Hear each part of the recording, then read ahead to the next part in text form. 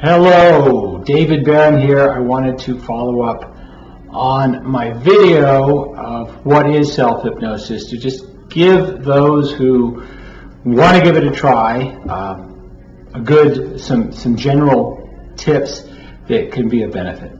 As you might imagine, if you have seen hypnosis, in other words, if you've seen a hypnotist hypnotizing somebody and have an idea of how that works, imagine just doing that to yourself. That's the very first step that you can go through to practice self-hypnosis. So for example, you would just start to put yourself in a comfortable position. You could sit in a chair. You could do it reclining, as long as you know you will not go to sleep, but you can sit in a chair or recline comfortably, knowing you will not go to sleep. And then just like you would use an induction on someone you are hypnotizing, do that very same induction to yourself. If you want to learn about hypnotic inductions, YouTube has bunches and bunches of them. You can just as easily on yourself do a hypnotic induction, and as you let yourself go deeper and deeper, as you focus your attention more and more, just be aware that hypnosis is really about narrowing your attention. So you want to relax the muscles so that there's no tension you're aware of in your physical body. You want to turn your attention inward. You want to create a peaceful sort of state of being. And thoughts that come up, you acknowledge them and put them aside. Before you start doing hypnosis, have an objective, because if you're just doing the induction part and you don't have a reason for doing it, it's more like just relaxation. It's more like comfort or meditation. Hypnosis is very specifically goal-oriented. So let's assume for a moment that you are training as an athlete. You want to be as fierce and as vicious as Mike Tyson. Well, one thing to do is to just, once you get yourself in that state, is to start telling yourself that you have these particular qualities. And more important than just hearing yourself say the words, create the feelings while you're in that state, that it is true. Create the feelings of, maybe it's a sense of speed, a sense of focus, a sense of strength, so that you have the feeling associated with these words. And then just begin to repeat them and repeat them and repeat them, and let the feelings build and build and build. And maybe you're doing this at night. It's a great thing to allow yourself to go to sleep to. Maybe you're doing it as something prior to an activity. It will work perfectly for you. That's a great thing to do. So that's one tip towards self-hypnosis. It's incredibly straightforward. It's just pretending you are the hypnotist and talking to yourself, giving yourself the commands. Now, a subtle, different way of doing it is one that I came across that had a really strong impact on me. It was rather weird in how it worked. What I would do is begin with the induction. In other words, relax the body, focus the attention, get a relatively calm state of mind. The next step would be to literally imagine seeing yourself in front of you. So in other words, you would create a duplicate of yourself, exactly as you are, right in front of you. And you would imagine this person that is an exact duplicate of you in that state of hypnosis, just as you have described. And in that state, what you would begin to do is give that person the instructions that you want them to have, that you want for yourself to have.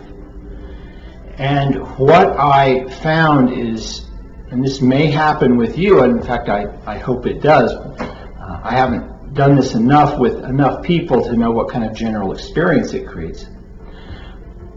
But what you're doing is you're simultaneously being the hypnotist and then receiving the instructions and being the subject.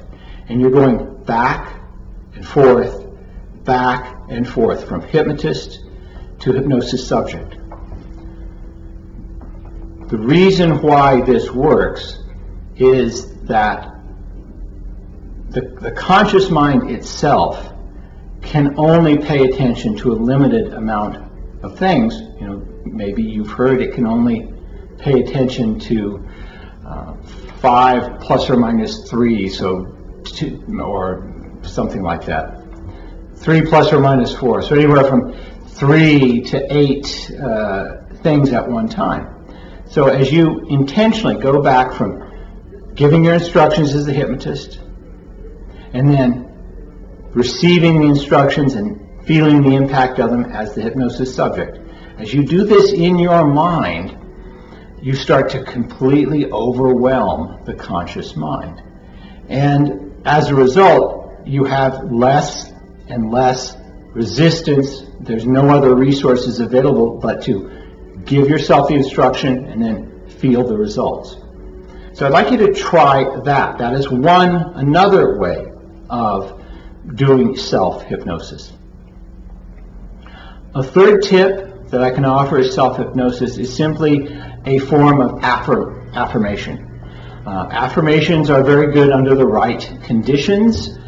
If you're just repeating them like mantras, like words, they can have a limited result, but where they will benefit you if you associate with those words the appropriate feeling and emotion. So if you're doing self-hypnosis, if you have closed your eyes, if you are putting yourself in that focused state, imagine first the feeling that you would want to have associated with those words. An example would be, I am calm and focused when I'm around people. So I want you to first imagine the feeling of being calm and focused. Just calm and focused. No association to it at all. Feel the feeling of calm and focused. And then say the words with that feeling being present. I am calm and focused when I'm around people. And of course, this is designed to deal with social anxiety. You don't want to say, I don't feel anxiety around people, because that's too many negatives. Make it a positive, say it in the form of a positive statement. And bring in the associated feeling that you want to feel. As you repeat this and feel the feeling, you can start to more deeply ingrain the feeling when you start thinking about being in social situations around other people. And it's also useful that if you feel you need to repeat it, when you say the words, you already have the feelings linked to it that are necessary. So if you have done this enough, you may have a general feeling that you're very comfortable in social situations where you remember in the past it was challenging, maybe anxiety producing. And you get into a social situation and you notice perhaps a little bit of anxiety. So all you have to do is pause, repeat those words, I feel comfortable and strong around groups of people, and feel the feeling grow and well up. So you have those words as an anchor to the feelings. So those are my tips if you want to do and use self-hypnosis. It's really not as difficult as it sounds. In fact, I have found the most difficult part of doing self-hypnosis is just putting the time aside, focusing your attention. Because it does take a very strong intent. You have to decide, this is important, and it's important enough for me to focus my attention and my time on doing it. I'm going to repeat that because I really think it's important. The most difficult part of self-hypnosis is just devoting the time to it, deciding it's important. Now that shouldn't be a big deal. So if you want to do hypnosis, it's not about getting the right amount of information, it's about putting in the time. I hope these tips have been helpful to you. There are a couple resources I want to mention. One of them I mentioned earlier is the Super Somnambulist Training Program. It's 3 CDs that are designed with hypnotic processes to help you get into an incredibly profound, deep hypnotic state that is rich with huge amounts of hypnotic phenomena, from hallucinations to paralysis to catalepsy, even amnesia. If you want to go that far, it will show you how to create those in yourself. And the other